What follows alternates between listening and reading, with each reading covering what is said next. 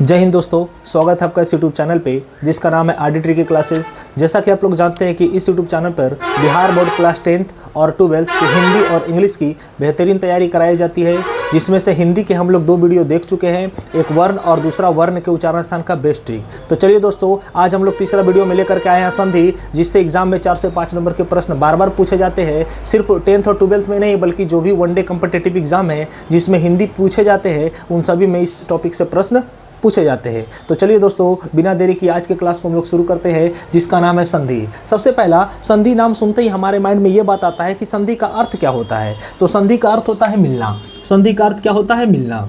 लेकिन संधि में मिलन किसका होता है? तो संधि में मिलन होता है वर्णों का। किसका मिलन होता है? वर्णों का। और वर्ण के बारे में हम लोग पिछले वीडियो में देख चुके हैं बहुत बढ़िया से कि वर्ण क्या है।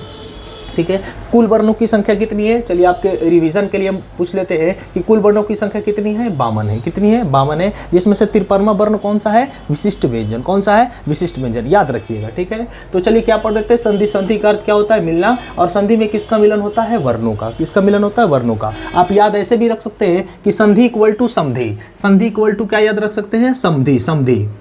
संधि इक्वल टू समधि। समधि मिलन होता है कि नहीं? तो वैसे ही संधि में मिलना होता है। संधि में मिलना किसका होता है? तो वर्णों का। ठीक है, बहुत बढ़िया। संधि का विलोम क्या होता है? अब मिलना होता है इसका अर्थ, तो संधि का विलोम क्या होगा? संधि का विलोम होता है विच्छेद। संधि का विलोम क्या होता है? संधि का विलोम होता है विच्छेद। याद रखिएगा, संधि का विलोम क्या होता है? विच्छेद। विच्छेद मीन्स होता है अलग करना या तोड़ देना, या तोड़ देना। अलग करना या फिर तोड़ देना। ठीक है, हम लोग क्या जाने? संधि। संधि का अर्थ क्या होता है? मिलना। मिलन किसका होता है? वर्णों का। याद रखिएगा। संधि का विलोम क्या होता है? विच्छेद। संधि का विलोम क्या होता है? विच्छेद। बहुत बढ़िया। अगला प्रश्न अगर आता है, अगला प्रश्न पूछा जाता है कि संधि के कितने भेद हैं? संधि के कितने भेद हैं? संधि के भेद की अगर बात करें तो संधि के भेद कितने हैं? 3 हैं। कितने भेद हैं?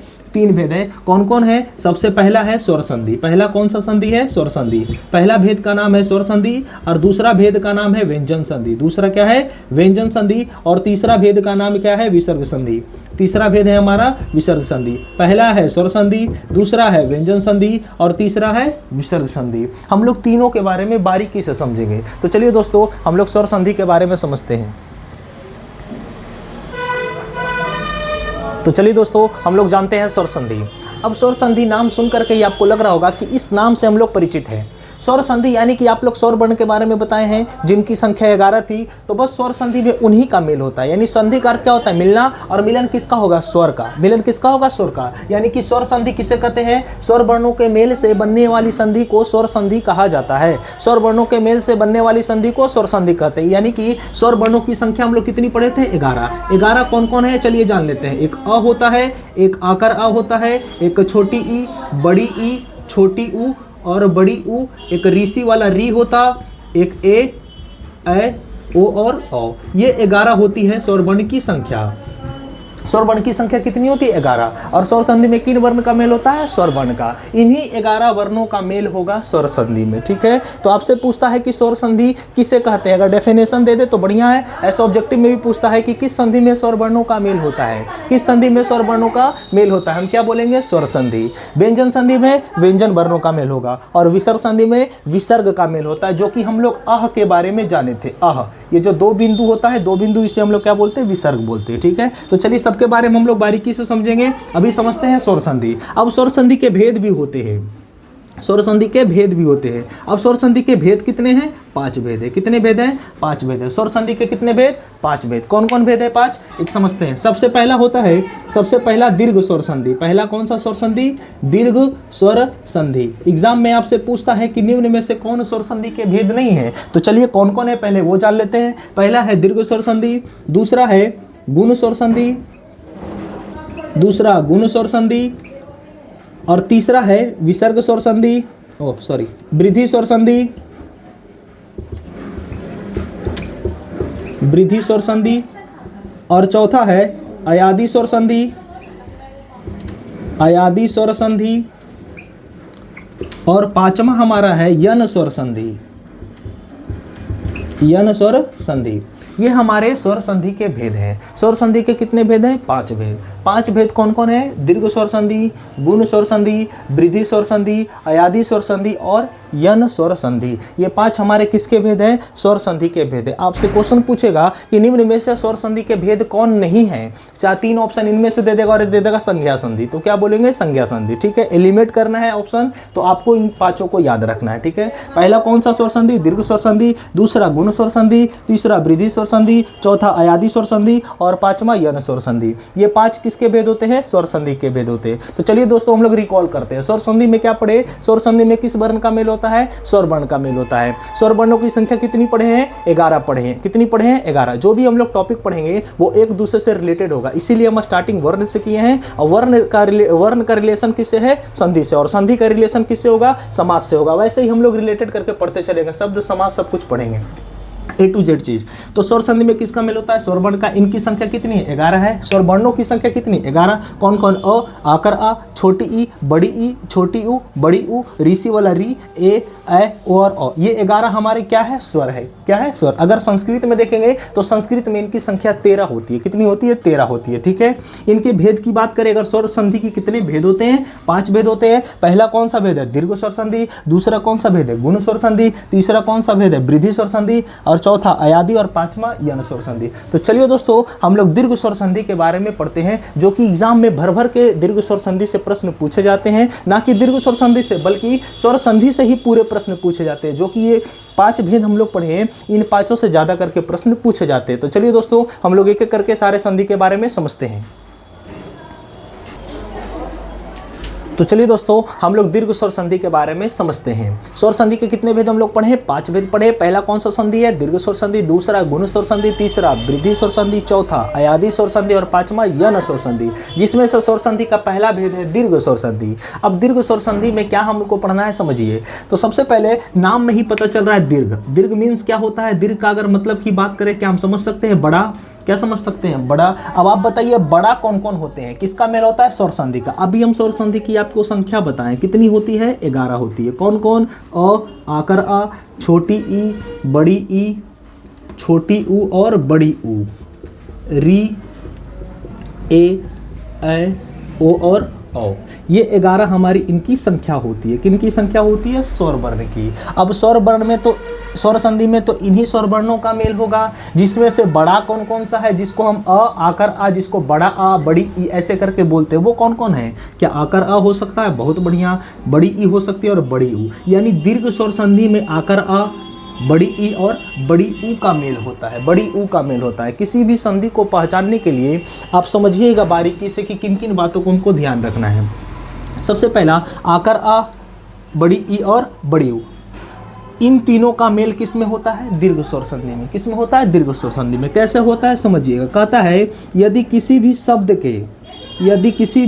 शब्द के, आप इस टॉपिक पे ध्यान रखिएगा, ये जो लाइन लिख रहा है इस पे ध्यान रखिएगा। किसी भी शब्द के सेकेंड वर्ण में, कौन से वर्ण में? सेकेंड वर्ण में अगर आपको आकर आ दिख जाए, बड़ी ई दिख जाए और बड़ी ऊ दिख जाए, किसी भी शब्द के सेकेंड वर्ण में आकर आ, बड़ी ई और बड़ी ऊ दिख जाए, उसे हम लोग कौन सी संधि कहेंगे? दीर्घ स्वर संधि। कौन सी संधि कहेंगे? दीर्घ स्वर संधि। ये बेस्ट ट्रिक है, आप इससे याद रखिएगा और इससे सारे प्रश्न बनेंगे। इसका कुछ एक्सेप्शन भी है, अपवाद भी है, जो कि हम लोग देखेंगे। ठीक है, पहले आप ये याद रखिए, जब भी किसी वर्ण पे, किसी शब्द के दूसरे वर्ण पे बड़ी आ, बड़ी ई और बड़ी ऊ दिख जाए, उसे किस संधि की श्रेणी में रखेंगे? दीर्घ स्वर संधि। अब बोलिएगा कैसे भैया? देखिए एग्जाम्पल के माध्यम से समझते हैं। जैसे मैंने लिखा रामायण, मैंने क्या लिखा? रामायण। और आप बताइए रामायण में टोटल आपको कितने वर्ण दिख रहे हैं? क्या 4 वर्ण लौक रहे हैं? एकदम लौक रहे भैया। एक तो राकर रा दिख रहा है, एक माकर मा, एक या और एक क्या दिख रहा है? ना दिख रहा है। अब बताइए दूसरा वर्ण क्या दिख रहा है? माकर मा। और इस माकर मा में क्या आया बाबू? क्या आकर आ की मात्रा नहीं आई? बड़ी मात्रा आई कि नहीं? और बड़ी मात्रा जैसे ही दिख गया, माइंड में क्या आना चाहिए? कौन सी संधि है? दीर्घ स्वर संधि। कौन सी संधि? दीर्घ स्वर संधि। तो बस कोई भी एग्जांपल आप लिख लीजिए। जैसे मैंने लिखा भानुदय, मैंने क्या लिखा? भानुदय। आप दूसरा वर्ण देखिए, कौन सा वर्ण? सेकेंड वर्ण।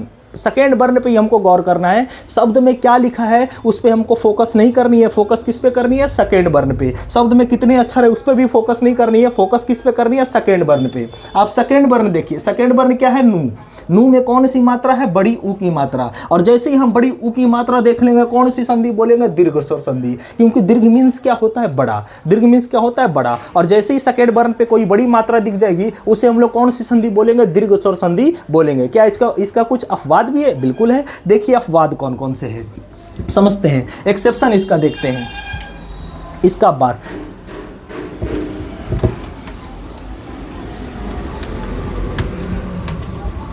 जैसा कि अभी हमने जाना कि सेकेंड वर्ण पे यदि बड़ी आ की मात्रा, बड़ी आ की मात्रा, बड़ी ई की मात्रा और बड़ी ऊ की मात्रा दिख जाए तो हम लोग क्या बोलेंगे? कौन सी संधि है? दीर्घ स्वर संधि है। कौन सी संधि? दीर्घ स्वर संधि। लेकिन इसका अपवाद भी है। अपवाद क्या कहता है कि यदि आपको बड़ी ई की मात्रा, किसकी मात्रा? बड़ी ई की मात्रा किसी भी वर्ग का, किसी भी वर्ग के तीसरे वर्ण पे हो, तीसरे वर्ण पर हो तो उसे दीर्घ संधि ना कहकर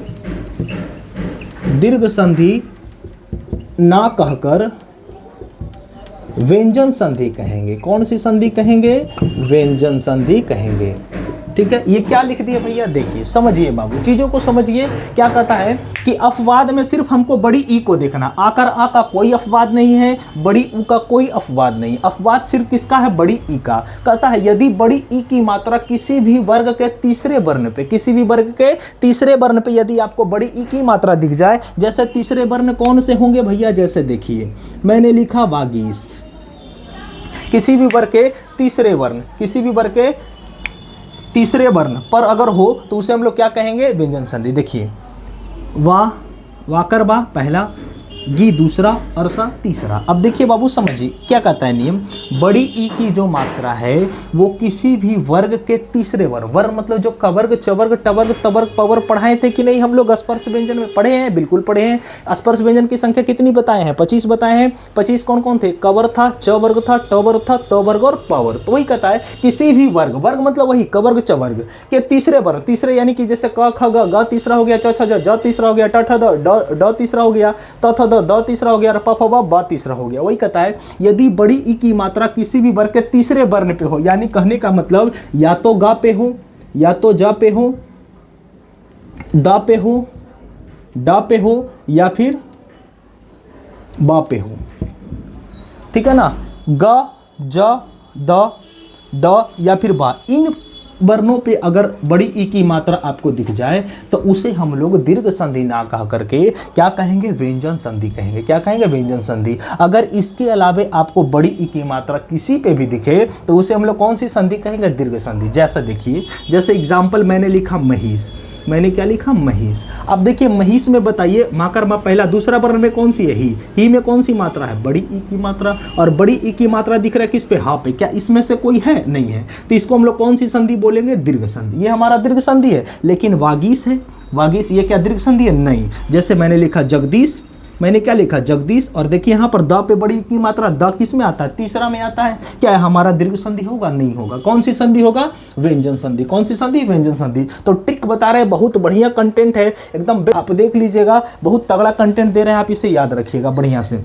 नियम क्या कहता है? यदि बड़ी ई की मात्रा अगर किसी भी वर्ग के तीसरे वर्ण पे दिख जाए, किसी भी वर्ग के तीसरे वर्ण पे अगर दिख जाए बड़ी मात्रा, तो उसे हम लोग दीर्घ संधि ना कह करके कौन सी संधि कहेंगे? व्यंजन संधि कहेंगे। लेकिन अगर बड़ी ई की मात्रा तीसरे वर्ण को छोड़ करके किसी भी वर्ण पे दिख जाए तो उसे हम लोग दीर्घ संधि कहेंगे। कौन सी संधि कहेंगे? दीर्घ संधि। बस यही एक इसका अपवाद है। आकर आ का कोई अपवाद नहीं है, बड़ी ऊ का कोई अपवाद नहीं। अपवाद सिर्फ किसका है? तो अपवाद है हमारा ई का, बड़ी ई का। बड़ी ई का बात सिर्फ एक ही है कि अगर तीसरा वर्ण पे बड़ी मात्रा देखेंगे तो उसे दीर्घ ना कहकर क्या कहेंगे?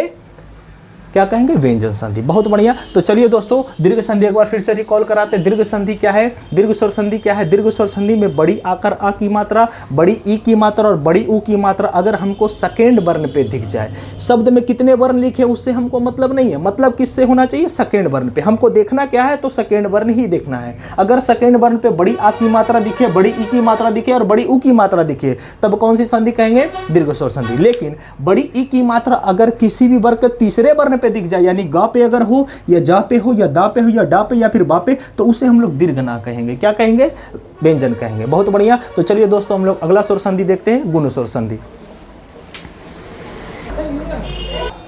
तो चलिए दोस्तों हम लोग दीर्घ स्वर संधि के बारे में देख लिए। अब हम लोग सीखते हैं गुण स्वर संधि। दूसरा संधि, संधि के कितने भेद बचाएं, स्वर संधि के कितने भेद बताएं, 5 भेद। पहला कौन सा था, दीर्घ स्वर संधि। दीर्घ स्वर संधि का हम लोग पहचानने का नियम पूरी तरीके से देख लिए। अभी बनाने का नियम नहीं सिखाए हैं, बनाने का नियम भी सिखाया जाएगा। अभी सिर्फ पहचानने का नियम सीखिए, क्योंकि एग्जाम में बनाने से ज्यादा पहचानने का क्वेश्चन पूछता है। जैसे आपसे पूछ देगा बताइए विद्यालय कौन सी संधि है, तो विद्यालय जैसे आपसे पूछेगा कि विद्यालय कौन सी संधि है, तो अभी हम आपको बताए हैं कि आपको देखना कौन सा वर्ण है, सेकेंड वर्ण। कौन सा वर्ण देखना है, सेकेंड वर्ण। सेकेंड वर्ण आपको क्या दिख रहा, धाकर धा, और धाकर धा में क्या दिख रहा, आकर आ। ये आकर आ कौन सी मात्रा है, बड़ी मात्रा की छोटी मात्रा, तो बड़ी मात्रा। और बड़ी मात्रा कौन सी संधि में जाती है, दीर्घ स्वर संधि। माइंड क्लिक करना चाहिए, ठीक है। जहां कहीं भी आपको अगर बड़ी आ की मात्रा, बड़ी ई की मात्रा और बड़ी ऊ की मात्रा दिख जाएगा, कौन सी संधि बोलेंगे, दीर्घ स्वर संधि। ये चीज आपको माइंड में सेट करना है। एक्सेप्शन क्या बताएं, अगर बड़ी ई की मात्रा तीसरे वर्ण पे हो, थर्ड वर्ण पे हो, अगर थर्ड वर्ण पे बड़ी ई की मात्रा हो, तो उसे हम लोग दीर्घ ना कह करके, दीर्घ ना कह करके क्या कहेंगे बाबू, व्यंजन कहेंगे। क्या कहेंगे, व्यंजन कहेंगे। दीर्घ संधि नहीं कहेंगे। कौन सी संधि कहेंगे, व्यंजन संधि, ठीक है। तो चलिए दोस्तों हम लोग गुण स्वर संधि पढ़ते हैं, जो कि संधि का दूसरा भेद है। स्वर संधि का दूसरा भेद है हमारा गुण स्वर संधि। तो देखिए दोस्तों, अब गुण स्वर संधि का पहचानने का क्या नियम है, गुण स्वर संधि का पहचानने का नियम क्या है, तो जितने भी संधि हम लोग देखेंगे आपको सेकेंड वर्ण ही देखना है। जो भी हम लोग पढ़ेंगे, दीर्घ स्वर संधि या गुण स्वर संधि या वृद्धि स्वर संधि या आदि स्वर संधि या फिर अणु स्वर संधि, इन सभी संधि में कौन से वर्ण आपको देखने हैं, सेकेंड वर्ण। कौन से वर्ण देखने हैं, सेकेंड वर्ण। किसी भी शब्द के हमको दूसरे वर्ण पे ही देखना है कि क्या लिखा हुआ है। तो यदि कहता है यदि गुण संधि के अगर सेकेंड वर्ण में, कौन से वर्ण में, सेकेंड वर्ण में ऊपर में एक मात्रा हो, या ऊपर में एक मात्रा नीचे में एक मात्रा हो, या फिर मूर्धनी सा के ऊपर क्या हो रहा हो, मूर्धनी सा के ऊपर क्या हो, और ये सिर्फ कहाँ होता है, ये होगा आपको अंत में। ये कहाँ लिखा होगा बाबू, अंत में। बाकी ये दोनों कौन से वर्ण पे होंगे, ये दोनों होंगे सेकेंड वर्ण पे। कौन से वर्ण पे, सेकेंड वर्ण पे। तो उसको हम लोग कौन सी संधि बोलेंगे, गुण संधि। कौन सी संधि, गुण संधि। समझिए, जैसे ये ए की ये मात्रा किस पे होती है बाबू, इसको हम लोग ए बोलते हैं। ऊपर में एक मात्रा यानी कि ए, और ऊपर में एक मात्रा, नीचे भी एक मात्रा यानी इसको क्या बोलते हैं, ओ। और ये क्या है बाबू, अर। ये अर से बनता है, मूर्धनी सा के ऊपर रा, ये बनता है अर। ये कहाँ होगा, तो ये अंत में होगा। बाकी ये दोनों कहाँ होगा, तो किसी भी वर्ण के सेकेंड वर्ण में होंगे। जैसे देखिए, जैसे आपसे कोई पूछे बताइए गणेश, गणेश कौन सी संधि है, गणेश कौन सी संधि, आप देखेंगे दूसरा वर्ण क्या दिख रहा है, ना। ना के ऊपर क्या दिख रहा है, एक मात्रा दिख रहा है। क्या बोलेंगे हम लोग, कौन सी संधि है, गुण संधि। सॉरी, कौन सी संधि है, गुण संधि। कोई दिक्कत, जैसे आपसे पूछेगा महेश बताओ, महेश, महेश कौन सी संधि है, महेश माँ के बाद क्या है, हा। हा के ऊपर कितनी मात्रा दिख रही है, एक मात्रा। एक मात्रा मतलब कौन सी संधि, गुण संधि। कौन सी संधि, गुण संधि। जैसे आपसे पूछे महोत्सव, क्या पूछे, महोत्सव, ऊपर में कितनी मात्रा है, एक मात्रा। कौन सी संधि बोलेंगे, सॉरी कौन सी संधि बोलेंगे, गुण स्वर संधि। कौन सी संधि, गुण स्वर संधि। वैसे ही देखिए राजेश बताइए, राजेश कौन सी संधि होगा, गुण स्वर संधि। ऊपर में कितनी मात्रा, एक मात्रा। जा के ऊपर में एक मात्रा, कौन सी संधि होगी, गुण स्वर संधि। महेंद्र बताइए, महेंद्र, महेंद्र कौन सी संधि है, गुण स्वर संधि। महर्षि बताइए, महर्षि, महर्षि देखिए अंत में मूर्धनी सा है, मूर्धनी सा के ऊपर रा है। अभी बताएं मूर्धनी सा के ऊपर रा, ये कहाँ होगा, अंत में। इसका संधि विच्छेद करते हैं तो महाधन ऋषि में टूटता है, इसीलिए महाधन ऋषि तो क्या बनाता है, महर्षि। और महर्षि में मूर्धनी सा होता है, मूर्धनी सा के ऊपर रा होता है। इसका यूज कहाँ होता है, अंत में। ये कहाँ लिखा होता है, अंत में, इसीलिए इसको कौन सी संधि बोलते हैं हम लोग, गुण संधि। कोई दिक्कत, तो ये हमारा क्या था, गुण संधि। लेकिन गुण संधि का भी एक्सेप्शन है, जो बहुत बड़ा एक्सेप्शन है। तो हम लोग समझते हैं गुण संधि का एक्सेप्शन क्या है। तो चलिए दोस्तों हम लोग गुण संधि का अपवाद देखते हैं। तो चलिए दोस्तों हम लोग गुण संधि के कुछ अपवाद को देखते हैं, ठीक है। क्या कहता है गुण संधि के अपवाद, कहता है यदि दूसरे वर्ण में, यदि दूसरे वर्ण में ओ की मात्रा हो, ओ की मात्रा हो और ओ की मात्रा के बाद किसी भी वर्ग का तीसरा, चौथा, पाँचवा। जैसे तीसरा चौथा पाँचवा कहने का मतलब जैसे एक वर्ग हम मानते हैं क ख ग घ, क्या माने क ख ग घ, क ख ग ऐसे लिखा था, बिल्कुल सही, क ख ग घ ग, तो तीसरा कौन हो गया ग, चौथा हो गया घ और पाँचवा होगा अंगा। तो यहाँ से ऐसे ही च में आ जाएंगे, ट में आ जाएंगे, त में आ जाएंगे और प में आ जाएंगे, ये सबका तीसरा चौथा पाँचवा, यानी 345 नंबर। तो 345 नंबर कौन से वर्ण कहलाते हैं, घोष या घोष, घोष या घोष, याद करिए कौन से वर्ण कहलाते हैं, 345 नंबर घोष वर्ण कहलाते हैं। तो आप सीधा सीधा यहाँ पर घोष भी समझ सकते हैं, ठीक है। कहता है यदि सेकेंड वर्ण में ओ की मात्रा हो और ओ की मात्रा के बाद किसी भी वर्ग का तीसरा चौथा या पांचवा हो या फिर य र ल व एवं ह हो तो उसे गुण संधि ना कहकर विसर्ग संधि कहते हैं। कौन सी संधि कहते हैं, विसर्ग संधि। जैसे देखिए समझिए एग्जाम्पल, जैसे यहाँ देखिए म के बाद क्या दिख रहा है, नो, नो में क्या आया, ओ की मात्रा, नो में कौन सी मात्रा है, ओ। इस देखिए ओ की मात्रा के बाद आपको क्या दिख रहा है, र, क्या दिख रहा है, र। इसीलिए कौन सी संधि होगा, विसर्ग संधि, गुण संधि नहीं होगा। कौन सी संधि होगा, विसर्ग संधि, क्योंकि मनोरंजन का संधि विच्छेद होता है मनः, मनः धन रंजन, मनः धन रंजन बराबर क्या बनाता, मनोरंजन बनाता। जैसे सरोज देखिए, सरोज रो, रो के बाद क्या, रो में ओ की मात्रा और ओ की मात्रा के बाद क्या दिख रहा है, ज, और ज कौन सा वर्ग है, तीसरा, च छ ज, च छ ज तीसरा होता है कि नहीं, तो ये कौन सी संधि होगा, विसर्ग संधि होगा। सरोज का संधि विच्छेद होता है सराह धन ज, सराह धन ज बराबर सरोज। यशोदा देखिए वेरी इंपॉर्टेंट, यशोदा न जाने कितनी बार पूछा गया है।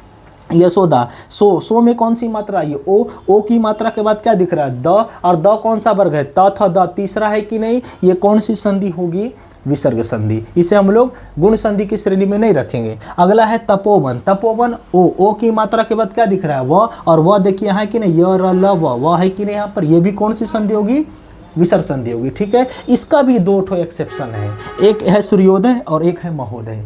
सूर्योदय और महोदय इसमें ये रूल फॉलो करता है, ओ के बाद क्या दिख रहा है, द, यहाँ भी ओ के बाद क्या दिख रहा है, द, लेकिन ये हमारा विसर्ग संधि ना कहकर ये कौन सी संधि कहलाती है, गुण संधि। क्यों कहलाती है, कारण कुछ तो होगा, बिल्कुल कारण है। देखिए क्योंकि सूर्योदय का संधि विच्छेद जब हम लोग करते हैं तो सूर्य धन उदय में टूटता है, यहाँ पर कहीं विसर्ग की मात्रा आ ही नहीं रही है। महोदय में भी महाधन उदय में टूटता है, इसीलिए सूर्योदय और महोदय को इस रूल से हट करके एक्सेप्शन में रखा गया। ये जो रूल हम बताएं अभी, इस रूल से हट करके एक्सेप्शन में है सूर्योदय और महोदय। या सूर्योदय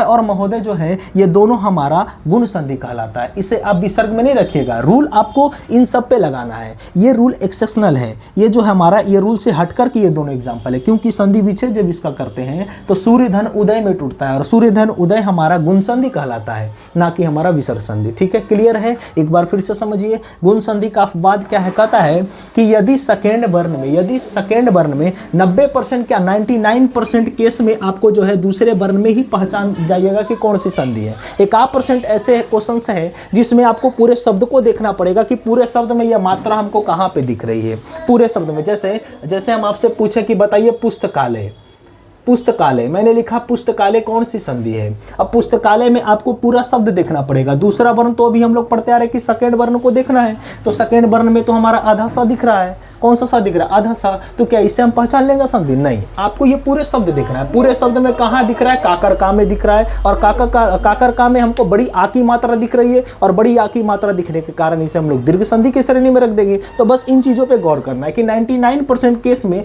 आपको सेकेंड वर्ण पे ही संधि पहचान जाइएगा, लेकिन 1% ऐसे भी शब्द है जो एक्सेप्शनल है जिसके लिए आपको पूरे शब्द को देखना पड़ेगा। तो आइए, कहता यदि सेकेंड वर्ण में ओ की मात्रा हो और ओ की मात्रा के बाद किसी भी वर्ग का तीसरा चौथा पांचवा यानी कि घोष वर्ण हो। कौन सा वर्ण हो? घोष वर्ण। तीसरा चौथा पांचवा घोष वर्ण ही कहलाता है हो, या फिर या हो, र हो, ल हो, व हो एवं ह हो। उसके बाद ओ के बाद तो उसे हम लोग गुण संधि ना कह करके कौन सी संधि कहेंगे? विसर्ग संधि कहेंगे। कौन सी संधि कहेंगे? विसर्ग संधि। जैसे एग्जांपल में मनोरंजन हो गया, सरोज हो गया, यशोदा हो गया, तपोवन हो गया, मनोरथ हो गया, मनोज हो गया, ठीक है ना, मनोरंजन हो गया। ये सारे वर्ड कौन सी संधि कहलाएगी? विसर्ग संधि। लेकिन इस रूल का भी एक्सेप्शनल 2 गो शब्द है, एक सूर्योदय और दूसरा महोदय।